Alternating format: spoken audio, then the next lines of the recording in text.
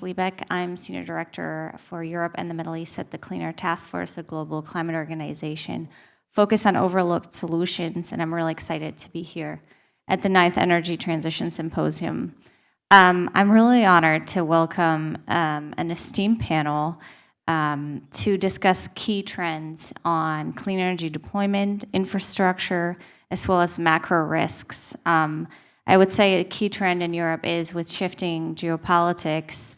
While energy security has been put on the agenda, and we've heard a lot about this over the past 1.5 days, I think what's really hitting home to many policymakers and stakeholders is that the energy transition is going to be much more difficult, much harder, and might take much longer than we originally anticipated, particularly in this new environment. So I think this is kind of the meta theme of the discussion that we're going to have.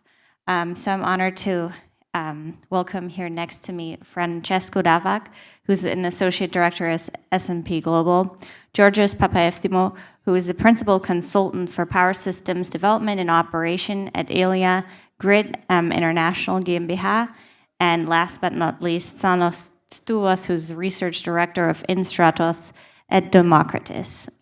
So let's dive right in, because we only have 30 minutes. Francesco, I'll start with you. Yesterday at the reception, you talked a little bit about your job. You're focusing on next generation technologies, everything that isn't really being discussed, as you said. But tell us a little bit for systems decarbonization. What are the options we have? Thanks, Lee, and thanks a lot to the organizers, and thanks to all of you for your patience with us speaking in English. So to answer your question, obviously the cheapest and fastest way to decarbonize power systems is just adding lots of solar and wind.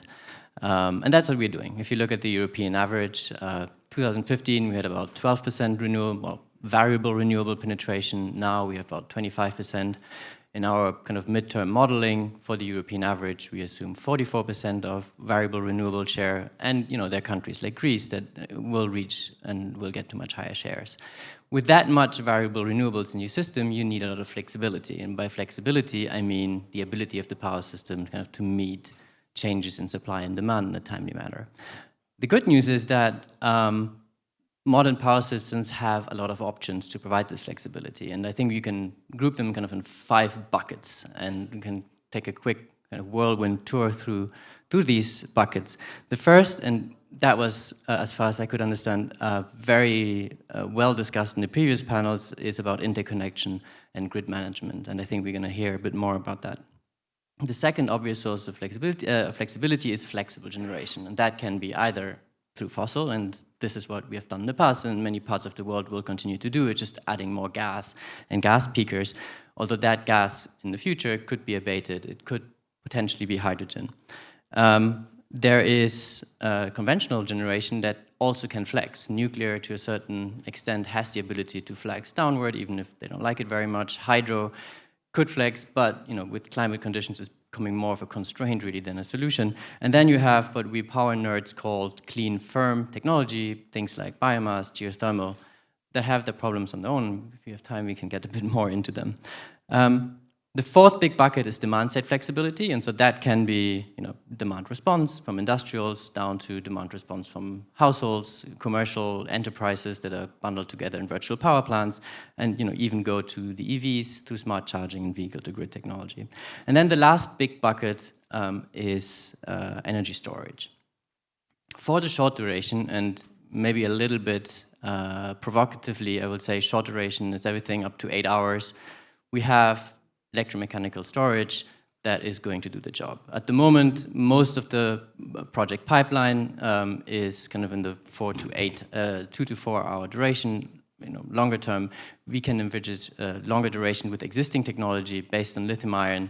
In our forecast, we see towards the end of the decade sodium ion also creeping into it based on the commercial success that the technology is having in China. But what about kind of the then missing link, which is storage durations of greater than a day, or even seasonal storage. And so this is where kind of the long duration energy storage technology is brought often into the debate. And the way that we are looking at it is essentially there are two key challenges. The first is that at the moment, there is no need for them. There is no need for, given the relatively low still share of renewables, you don't really have the need for more than 8-hour duration storage. Even as we go into deeper decarbonized systems, there might not be enough instances to actually justify an investment to these assets. And so if you look at the regulatory framework, existing ones are insufficient to provide a business case, and new ones will be difficult to put into place. So you have the economic challenge of, at the moment, there not being a business case, and when it will become necessary, you need kind of to this technology to scale. So you need to provide the incentives now, so the cost curve can come down, and so that solution can become technologically competitive. Which brings me to the second kind of challenge for these technologies, which is that they're kind of being squeezed on both sides. On the shorter duration side, they're being squeezed by electromechanical storage, that even if it's more expensive to scale, just the entire cost structure is coming down so fast that it will become economic to increase storage duration for existing lithium-ion or sodium-ion technologies. And on the other side, well, you have gas or potentially hydrogen that can kind of take the flexibility from the longer spectrum. So long-duration energy storage is a very kind of challenging solution from that perspective. To conclude on this, I think there are a lot of options, and all the systems will deploy a little bit of all of the above. It will depend very much on where you are, what the resources that you have are. But we have an existing set of solutions that will allow us to go to much deeper decarbonization. Great, thank you. And I think I just want to reiterate the last point that you made, and we've heard this throughout the symposium. Each country or region will require a different set of these solutions to work well. But I think a lot of these net zero plans are really focused on systems optimization on paper. So in the real world, we have a lot more challenges, and we're encountering more and more challenges than we anticipated. So Georgios, this really stuck with me during our conversation yesterday. So I would love to invite you to go more into this question: what is the balance between, and we also heard it from Manos earlier, between grid investments, renewable energy curtailment, and energy storage for a transition to a grid that is renewable energy based? And I think you have also some really interesting case studies to draw on from South Africa, from Germany, where you live. So over to you.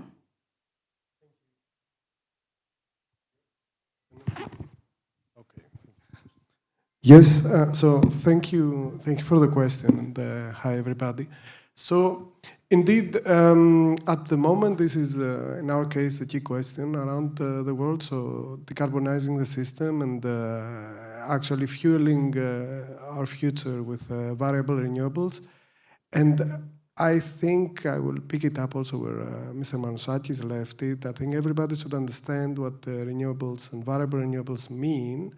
And how I can explain it, it's you should see it like a wave that comes up and goes down, right?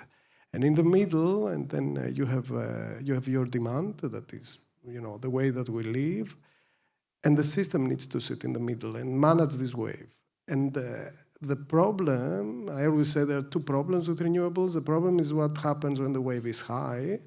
So we are facing the situations that there are points in time that we have too much energy, actually. And this becomes actually the problem. What we are doing is actually trying to find ways to digest the energy, this oversupply, in specific periods of time. And this is all the transformation that we are doing in systems. The second problem, is actually what you are doing when renewables are not blowing, so you need to have backup capacity. But focusing on the first problem, this is actually what is affecting, I would say, the whole dimensioning of the system. And this is why, in the end, you try to create interconnections, like we discussed, try to create a kind of a way out so that the energy that's oversupplied goes away. and you try to find ways to manage this energy in your system. Our experience in Germany is that this you can see it on a level of a country, but actually this you will see it also in the level in its region, right? So what we saw in Germany is that definitely you need to start to develop grids inside the country. But the only message that I can say is that grids come too late. So by definition, renewables are faster. So it's an advantage, the fact that renewables can be built quite fast. But what we experience exactly the same timelines that Mr. Manusakis has mentioned in Germany, even worse, I can tell you. So there's a lot of problems that we faced regarding building transmission lines, which actually create kind of like a blockage on the way that renewables can be digested by the system. And this leads to the next problem, which is the next problem is actually the fact that you end up having to need to curtail renewable production, and you end up with the question who is going to pay for it and what is the impact on the business case. Coming to the example that I said, we did this problem, as I said, it's something that we are facing everywhere around the world, and this is the way to regulate it is a very important topic. One solution, it's what Francesco was mentioning, it's actually the storage solution. So batteries is one way, but batteries, it's not, when you look at it from the perspective that we are looking at, a bit more far from taking a bit of distance in terms of time, batteries solve your problem in terms of hours. But we are talking about massive amounts of electricity when you are trying to decarbonize the system, right? And this is not something that a battery can do. So the holy grail is indeed long-term energy storage. At the moment, looking at synthetic fuels or looking at hydrogen, it is a very costly solution. So by definition, do you all realize, we need to lose half of the energy to get it out of hydrogen again. So we need to understand what this means. So this is all coupled with the fact what is actually happening when you have this overproduction, because indeed, if you have overproduction, this energy is actually, in a way, useless because you cannot use it otherwise. And this is where it starts to become interesting, the business case of having long-term storage. What we say in general, this is also the point that we came back, is that actually we need to understand how this overproduction works, what it means, and in a way to not be afraid of it. The frameworks means that actually we could accept some curtailment as far as it will not affect the business cases. There are different ways to accept it. You can say what happened in Germany, we accepted that it was socialized. So we had to pay for it as system operators. And this was also a way for us to go faster in order to develop our grids. So this is a kind of like a pressure that came to the TSO because suddenly everything became visible. How much, let's say, energy is somehow wasted in this. And of course, everybody, it's very easy afterwards to blame the TSO, but it's not the TSO, it's actually what Mr. Manusakis mentions. It is a political decision, it's a decision of everybody of us to accept that energy transition is not, it's passing also from your backyard. And the final thing about the examples, what I have to say is that there is also ways where you can get defensive, right? Defensive means, okay, if we want to accept that this will not happen, then also maybe TSOs, again, they can say, I follow the rules, which means what we're talking about electrical space, then actually it's much limited. And this was experience we had in South Africa. It's an example where the country is facing a crisis, and at the moment when we went there, they said that according to the way we plan our system, there's no electrical space for renewables. The key point was that they were planning without accepting any flexibility on curtailing. So the whole discussion we had with them is that, okay, if we accept this, what is going to happen?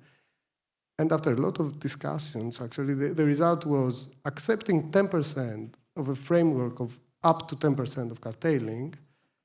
This could double the capacity of renewables that could come to the grid, and this is what happened. So they released actually 4 giga of renewables, which were highly needed, and they would come into the grid in the next 2 years. And this would be very important in a country that currently is doing load shedding. You understand? So this is, and I think this is the important point, is that actually we're transforming the system. There's a lot of things that are happening, and we need to understand that renewables are a different source of energy, and needs a different way that everybody, let's say, follows it, right? Thank you. So I think we're learning more about the challenges from an infrastructure and systems operations perspective. So, Athanasios, I want to go to you, maybe to zoom out a little, based on what you heard, what is kind of your more general and scientific perspective of what one could say about where we are with the energy transition and adaptation today? Yes, thank you very much. I would like to thank the organizers and congratulate them for this successful conference once more. I'm Stubos. I come from the research world, so I'm kind of different. I don't even know if I'm the right person in the right panel at the moment. So, but anyway, let me say a few things. Yeah, no. Let me say, yeah, we have democracy. I will take some of the views that were expressed before by Mr. Varelidis, the General Secretary of the Ministry, and Mr. Manousakis, very interesting ones from ADMIE. I'm also a chemical engineer, like Mr. Varelidis is. He mentioned it several times. I don't know why, nobody's perfect. Yeah, I will say first that we have to realize as citizens that, as Mr. Manousakis said clearly, at the end of the day, and as Mr. Papaefthymiou also mentioned, in his comments, at the end of the day, if the public will not really engage actively in what we mean by decarbonizing our society, our total system, then nothing is going to happen. I mean it, and I really believe it. That is one thing. So we have to sacrifice a first generation of politicians, I think, and I'm blunt about this. Politicians, a generation of politicians has to go out and say the truth and talk the truth to the people, the true state of affairs to the people. Most people react because they are not well informed about what is the real situation with climate change and the possible effects on our lives and the lives of our kids, of our children, of our grandchildren, and so on, of the next generations. And this is a very important thing to do, and probably a generation of politicians who will actually go out and do that will be sacrificed because they will not find, as we say in Greek, even their own vote in the box at the end of the day. That's one thing. Second thing is that taking Mr. Varelidis' comments, I agree with most of them, but at the end, I have to disagree. It's not the problem of the, he mentioned the fact that, as a problem, the fact that the Commission, the European Commission, for example, which is actually the forefront of the efforts, globally speaking, to decarbonize many parts of the system, they suggest all those very, very ambitious targets. It's true, the targets are ambitious, actually over-ambitious, and they will not be, most probably, they will not be attained at the end of the day, at the moment, in 2030, 35, 40, 50, and so on. But the problem is not that these targets are over-ambitious. The problem is that we cannot, at present, with the present affair of, with the present state of affairs, with the present situation, as it was mentioned by most distinguished speakers and panelists all over this conference, we will not be able to attain them. And we need to attain them if we want to talk about decarbonization, and if we believe the models, the climate models, if we believe them, then we need to attain them. If we don't attain them, most of our efforts will go astray. They will be, I don't say for nothing, but they will not have the result that we all hope for. And this result is to abate the effects of climate change at the end of the day and make it possible for the planet to continue living after the way we know it, at least it will continue living. After 2070 or 2080 or 2100 or whatever you put your limit there. I wanted to say those things and make them clear. We are dealing here with, sorry to say that, with technicalities at the end of the day, because we are trying to fix how the system, the grid, will do that and will manage to satisfy this and this. They are very important things. If we don't deal with the technicalities, I'm also a technical guy, then we will never reach anything, okay, or attain anything. But at the end of the day, we have to see the big picture, and the big picture is that we are extremely, very extremely, I say it again, extremely late in what we are doing and we are thinking. These discussions that we have here today should be taking place, internationally speaking, several decades ago. I put it in the decade of 80s, somewhere there, because at that time it was well known. Most of the things about climate change were well known. They were not easily accepted by most people, but they were well known. So these discussions should take place really decades ago, and this means that we are running out of time. We don't have the time needed to perform all these nice things about the grids and everything. So I'm sorry to have taken the time. Yeah, I'm sorry about that.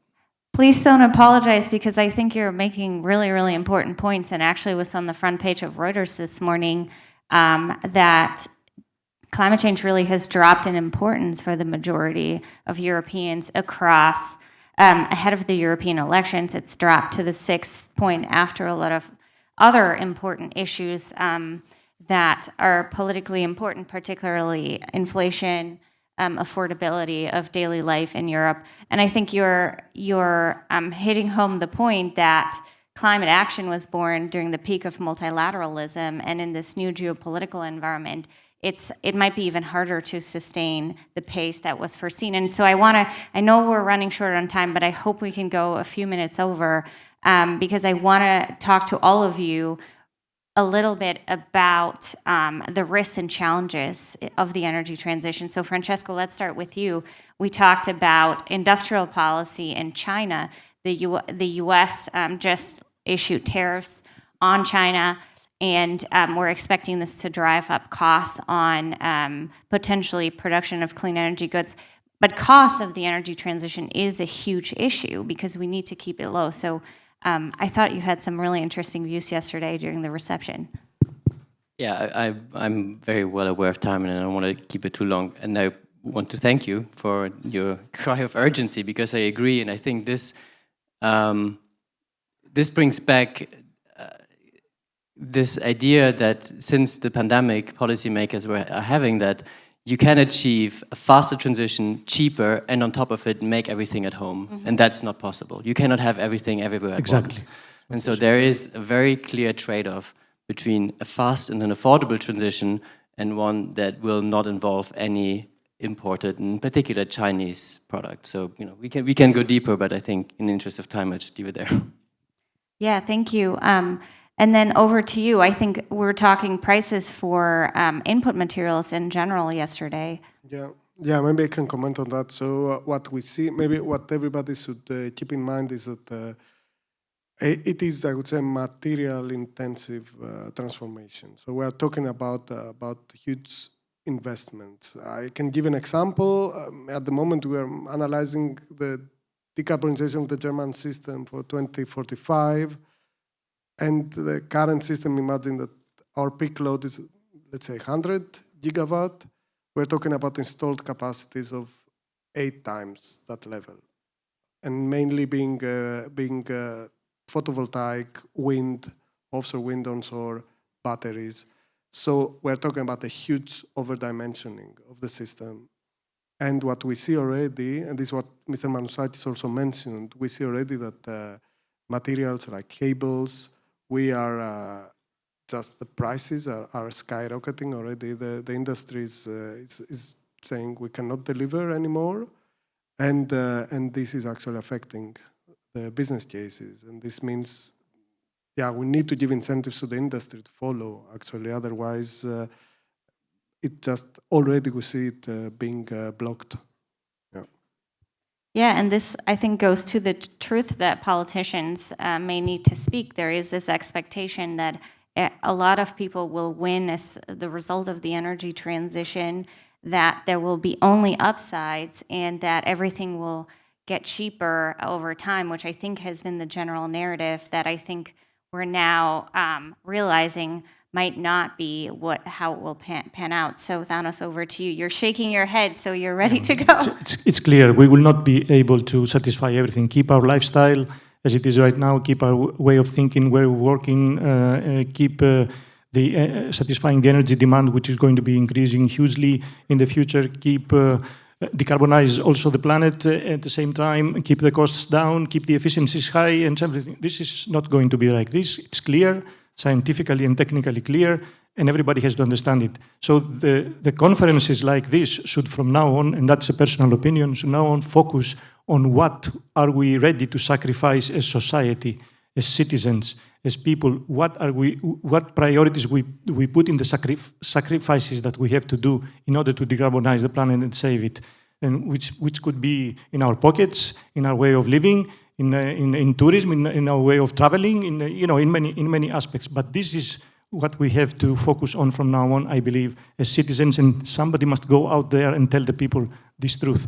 And I would say, just allow me to say one word to stress again the importance of energy storage, long-term energy storage, not now, as it was said correctly. Later on, if our efforts to decarbonize become massive, as they should become massive, then long-term storage will be important, because energy storage, I mean, because without it, we will not be able to proceed to this massive degree of decarbonization. Hydrogen has a possibility to play a role there. There are issues, clear issues, they were mentioned by Mr. Varelidis before, issues regarding production and efficiencies and safety and all these kind of things, and storage and so on. But we have to find a way, and the question is, do we have an alternative technology available which can do this, can be versatile as an energy carrier? Hydrogen can be used in transport, in industry, in buildings, in energy production, everywhere, and at the same time be zero emission or almost zero emission. That's also what hydrogen can do. It will be costly. It will be not as efficient as we would like it to be. But then it's again the issue of priorities as society. Are we going to go for something more costly and less efficient, but which helps in decarbonizing our society, or not?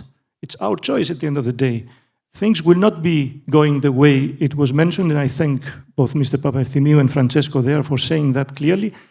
Politicians so far are making a mistake by telling the people, especially after the pandemic, that everything will go smoothly, no problem. Costs will be lowered, our lifestyle will remain as it is, we will manage to decarbonize, and so on, save the planet. The climate issue will not be as severe as it's going to be. It's not true, I'm afraid. It's a personal opinion, and people should be aware of this. Thank you very much. Yeah, thank you. So I think harsh realities, but before we close out, I want to do one last lightning round, super fast, because we're over time. But I want to leave the audience with something optimistic. What are all of you optimistic about when it comes to the energy transition and climate action? I can go first. I will say that we're having this honest conversation now is better than in a couple of years from now. Gives us time to actually think through how we can plan, and gives an opportunity also to explore new and other technologies that are needed. So I think there's still hope. We just really have to change our approach to policymaking. Francesco, lightning round. Yeah, I will bring it back down from the values to the very nerdy, concrete, I think, system solution. I believe we have the technologies that we need. We don't need a whole grail. We need to work out how to make them all fit together, and that will get us probably much further than many people realize. Yeah, so maybe also from my side, I can say that indeed debate has changed, but I can bring also our experience from all around the world. At the moment, we're talking to many governments around the world, and everybody has the same plan. And to be honest, so I shouldn't say it open, but I don't think that everybody thinks about climate change. They see economics, and they say it works with renewables. So that's, I think, for me, a good message is actually now they start to see that the economics of renewables are good enough so countries follow them. And that's, I think, important. A lot of times I don't talk about climate change with clients because you end up in another debate. Okay, I would say that these two things for being optimistic, because I'm a pessimist in general, as you understood, but for being optimistic, I would say that the technologies are there at system level. The technologies are there for the incorporation of more and more renewables. That's the positive things. And let me add a third one then, since the other two panelists already covered this. The third one that I would be optimistic on is that I believe in the so-called, I don't know if I'm expressing it rightly in English, in the so-called social tipping points. At some point, the society, all of us actually, okay, will, or the majority of us, will actually embrace the need to do something, okay, and to accept sacrifices for that in our lifestyle and things like this. And at some point in time, this social tipping point will come in, play its role, and things will become better in terms of public acceptance, public awareness, okay, without which, I repeat, I don't think many things will happen. Thanks. Thank you. Harsh realities about the energy transition, the pace, how complicated it will be, but yet there's still optimism, particularly when it comes to technologies and also public awareness. And with this, I want to thank this wonderful panel and the audience. And I think we're going to continue here in the program. Thanks, everyone.